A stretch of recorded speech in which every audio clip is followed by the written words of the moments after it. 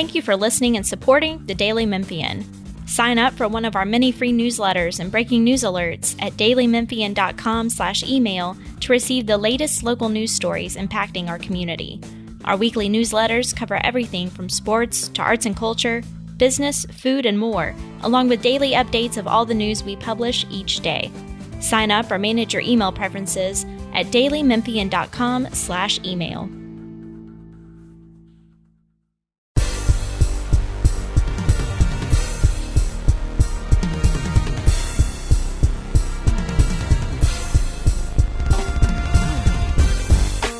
Welcome to the Daily Memphian Tiger Podcast. I'm the basketball beat writer, Stephen Johnson, joined by my guy, Frank Bonner. Another week, another episode. Got a lot to talk about. So the Tigers football team suffered a little setback last week, and the Memphis Tigers basketball team officially kicked off their season with a bang. But before we jump into that, don't forget to check out some of our other podcasts. Jennifer Biggs hosts Soundbites, Eric Barnes hosts The Sidebar, and Chris Harrington and Drew Hill record the Grizzlies podcast every week. Our guys do good work on that. You can find all of these in the Tigers podcast anywhere you get your podcasts, including Spotify, Apple Podcasts, and, of course, dailymemphian.com. So let's jump right into it. Memphis, I thought, had a very good chance to go 4-0 last week against Texas San Antonio. Looked like they were on pace to do that, jumping out to a 21-0 lead. But as you all know, the Tigers couldn't get it done. So, Frank, I guess what happened, man? What happened? I stepped away, went to go get a drink with some friends. Next thing I know, it was 28-28. Yeah, it was a real missed opportunity for Memphis. They had so much traction in that first quarter. But then after that first quarter, the offense struggled. Both offenses were kind of struggling getting traction. But then UTSA got that run game going, and that kind of got them back in the game. And then Memphis's offense just couldn't get any momentum that it lost in the first half. And they scored 7 points in the second half, and were outscored, pretty handily in that fourth quarter. Me personally, I think the defense kind of got tired in that fourth quarter because the offense just had so many 3-and-outs or 4 or 5 play drives, and the defense was just constantly on the field. And I think that kind of played a role into UTSA being able to get going, especially when they're running the ball the way they're running. That can tire defense out pretty quickly, and I think that's kind of what happened. So one thing I've heard from just fans and just chatter, there were some questions about the play calling maybe being conservative or just questions overall about that. What was just kind of your impression of how the offense looked? Yeah, I think once they got into that big lead, Memphis kind of started playing, to not lose the game versus playing to win. When you can get in that situation where you're so focused on not giving up the big lead that you forget to just play your game and continue doing what you've been doing. So there was some of that. And even the players talked about after the game that some of the vets talked about that, like, we kind of let our foot off the gas and thinking the game, was kind of already in the bag, so to speak. So I think there was some of that from the players and from the coaching staff, maybe in terms of how they called the game. Yeah, I think it's a tough loss, but I think everybody has to remember, I would consider going 3-1 in the non-conference a success from where this team started. Maybe people thought that one loss would come to Mississippi State, but it's a downer. But I think overall, I think that would be a successful start to the season. I guess, how's the team taking it? Are they still positive? Are they still feeling like they can compete for a conference championship? Basically, is the loss going to linger, or do you think they'll be able to bounce back relatively quickly? No, I think they're going to bounce back relatively quick. They all seem positive. It's like Silverfield said, I asked him in the postgame about losing this game, having everything intact for your conference aspirations. And that's kind of what the team is looking at. The schedule in terms of conference play is still 0-0. Nobody's won, nobody's lost. And so everything you want to do in the conference is still out in front of you. And then I asked some of the vets about kind of picking up some of the younger guys, specifically Seth Hennigan and Brandon Thomas, who both had fumbles in that fourth quarter, which kind of, made things even more difficult. And Silverfield's like, Hennigan is pretty even keel, whether he's playing well or struggling or whatever. He's going to kind of have that same mindset. And he said Brandon Thomas took it a little rough after the game, didn't want to leave the locker room. And, he kind of picked him back up a little bit. And, he's going to be their bear cow for the rest of the year. So I think they're moving on from that and kind of looking at the conference play. Well, speaking of conference play, they open up with Temple. Temple has struggled, to say the least. But, conference games, those games are always tricky to play. I guess what can the Tigers expect from Temple, and just what do you think? What's your outlook on the game in general? Well, once again, for the second game this season, they've got to prepare for two quarterbacks. You got one quarterback who's going to be their QB runner, so to speak, and another quarterback air it out more for them. So the defense has got to be prepared for that, and changing the mix. And depending on which QB is playing well and which isn't, you're going to try to keep them on their toes with that. And then obviously going to Temple after what happened 2 years ago, I think there's some, at least from the fans, some feeling of wanting to get some payback for that. And so I think this team is going to be ready and prepared to play this Temple team after what happened last time they were there. Last time they went to Temple, they had the catch or no catch with, I believe, Joey Magnifico. Probably was going to be the only blemish. It ended up being the only blemish on the undefeated regular season. So, yeah, there's a lot of history. I think the players are mostly moved past it for the fans. That's still something they talk about today. But for Memphis specifically on offense, how important is it for them to kind of get that fast start on offense? Temple kind of hung around last year, took a couple big plays, were down to pull away. So how important is it for the Tigers to start fast and really get the taste of last week out their mouths? I think it's huge. Like you said, specifically just for this game to get off on the right foot, but also you don't want anything from last week to linger. And so if you come into this game and you're still struggling like you did at the end of last game, then maybe the momentum is even harder to get because you're basically going, 6 quarters of struggling. I think for this freshman group, or I guess this freshman backfield in Seth and Brandon, I think it'd be really good for them to continue doing what they were doing in the first 2 games against Nichols and Arkansas State to really get the ball rolling. But I know Silverfield is really pressing this run game, and Brandon Thomas has been great on the run. But I think it'd be interesting to see if they started with the pass, that could open up the run a little bit more, because if you're looking at this Memphis team in terms of if you're watching film, everybody knows you want to establish the run. So everybody's going to be waiting for you to try to do that. Well, if you throw some play action in there to get Seth to air it out first, then you could come back and establish Brandon Thomas, and I think that'll help. Yeah, I think that kind of goes back to just Ryan Silverfield's background as an O-line coach. Obviously, he wants to win that line of scrimmage, and he wants to dominate with the run game. Obviously, he has no problem putting it in the air, but I think that's a good observation. And one we kind of brought up last year when the running game wasn't nearly as effective. So I think that's a good point. Is there anybody on Temple, offense or defense, that not scares you, but the Tigers will have to kind of just account for outside of the quarterbacks? You said outside of the quarterbacks? Mm-hmm. Well, yes, the receivers, because the second, and we were talking to some of the DBs, and they feel that the secondary is playing pretty well. I do think that receivers can give the secondary a little bit of trouble, just because other teams have kind of done it in the past. Obviously, they're going to go after Greg Rubin. Rubin has played great, but when you get targeted as many times as he's been targeted, there's higher possibility to get beat. So I do think that they need to kind of keep tabs on that secondary if they want to win this game. Yeah, absolutely. Temple was far from being a passing juggernaut last year, but they nearly threw for 400 yards. The defense did get 3 turnovers, 3 interceptions. So I definitely think they're going to want to have another game where they're giving up 350 plus. I guess before we hop to basketball, we talked about Rubin, Thomas, and Seth a lot. But have there been any other players that have kind of just surprised you with how well they played, or maybe a player that you're surprised isn't playing more? Well, I guess the player that I'm surprised isn't playing more is Colin Watkins, but that's injury. Barnett isn't getting as much, time on the field that I thought.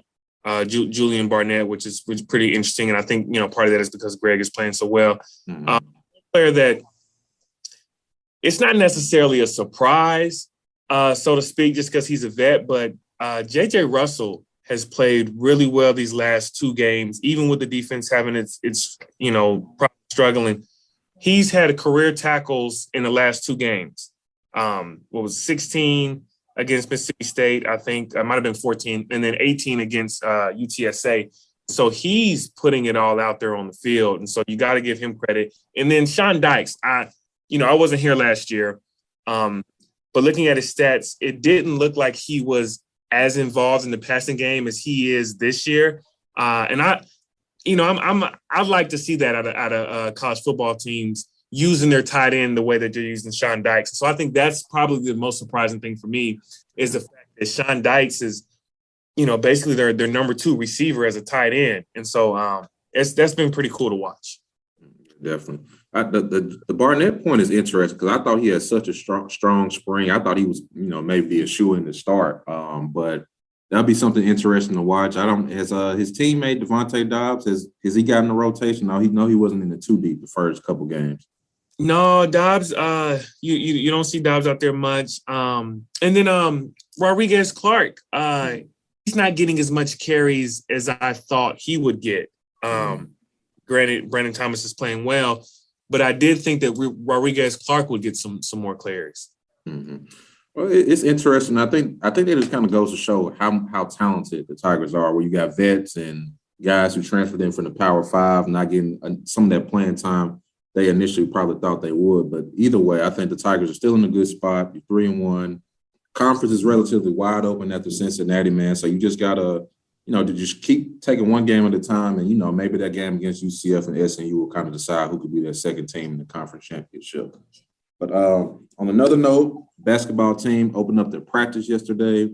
The Memphis Rebounders kind of hosted a happy hour. And, man, Frank, I wish you could have been there, man. It really was a diverse crowd that I really felt captured the spirit of Memphis. You had young and old, black, white, Latino, a couple Asian people. It was a real melting pot of the entire city. And it kind of felt like a party from the happy hour open bar to the end of practice where the players were signing autographs after the scrimmage. Yeah, I mean, with all this excitement, I'm sure, fans, players, coaching staff were just waiting for this day. So, it was open practice, so you got to see the whole practice, right? We got to see kind of the 20, 25-minute scrimmage. They had the real practice beforehand, but the scrimmage was it was just as intense, man. I didn't, I was worried that it might just be a showcase, just guys running up and down the court. Trying to put on the show for the fans, but it was it looked like real practice. There was definitely an intensity from the players and the coaches. So yeah, they definitely put on the show, but it offered, I think, a good glimpse of what the Tigers could potentially be this season. Now looking at, the rest of this practice schedule as they get prepared for the start of the season, what do you think the biggest area of emphasis should be on this team in terms of, where do you think they're lacking the most? I don't know if they're really lacking anywhere. Just in terms of what the coaches are preaching is just being unselfish. Being unselfish, because everybody knows they have so much talent from the bigs to the wings to the guards that they know they all have to come together. Some people, there's going to be some sacrifices. There's going to be some people that aren't getting as many touches as they maybe initially thought. So that was kind of the big emphasis they focused on last night. Larry Brown, Hall of Fame coach, when it was his turn to kind of speak after they wrapped up practice, he was like, we had to be the most unselfish team. Talent hasn't won bleep. It is about character. So they're really emphasizing that everybody buy in. I know Penny Hardaway mentioned to Imani Bates, who was going to be playing the point guard position starting off. He challenged him like, hey, man, if you're going to be on the point, you can't really necessarily look for your shot. I'm challenging you to create for other people and get us through their offense. So right now, I just think everybody's just focusing on buy-in. And of course, you want to get through the camp healthy. Earl Timberlake and Alex Lomax didn't practice. I mean, I'm not sure they didn't practice. They didn't participate in the open practice, I should say. But Penny Hardaway said he expects both to be 100% by the start of the season. And then from, I guess, crowd-wise, after being able to see what you saw at the first practice, what are you anticipating for the fan involvement for this season in terms of ticket sales and just packing out the house? Memphis has been top 10 in attendance, I believe, I'm not sure how they counted last year, but I know Memphis was top 10 in attendance, I believe, in 2019. I'm expecting a similar turnout, maybe even top 5. I know tickets for some of these marquee games, Tennessee, Alabama have gone quick. Memphis Madness tickets have gone quick. So I expect the Forum to be rocking, even when they're playing against teams like maybe a Tennessee Tech or Murray State.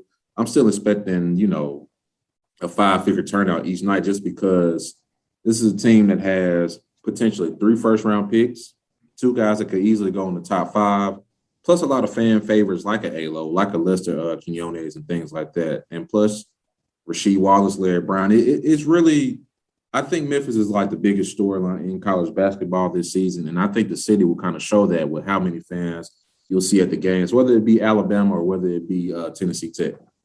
Now, I know recruiting never stops for football or basketball. How is as good as Penny Hardaway has done recruiting this class, the type of season that he's able to have potentially with this group, how much will that help his recruiting down the line if he can do something special this year? It's only going to make him even more effective as a recruiter, because right now, people are a little hard on Hardaway because he hasn't made the NCAA tournament. But he has won, I believe, 20 games in just every season. He's had NIT championships. So he's had success.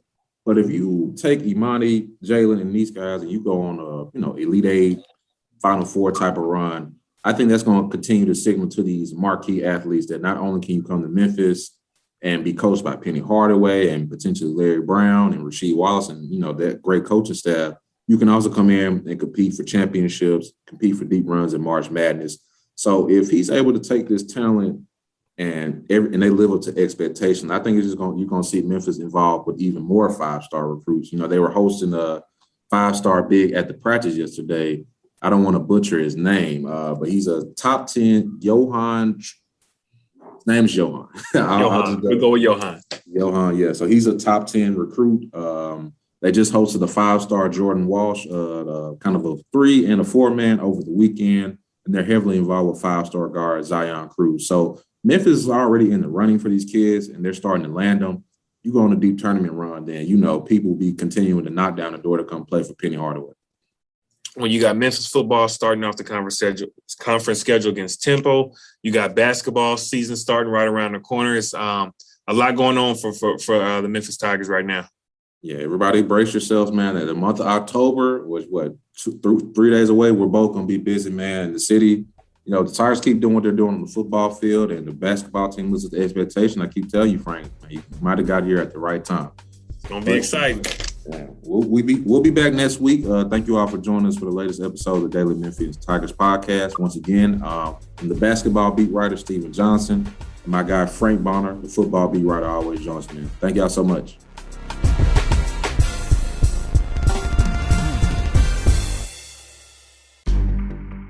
In-depth journalism in the Memphis community, the Daily Memphian is of Memphis, not just in Memphis, and seeks to tell the stories of this city. TheDailyMemphian.com. Truth in place.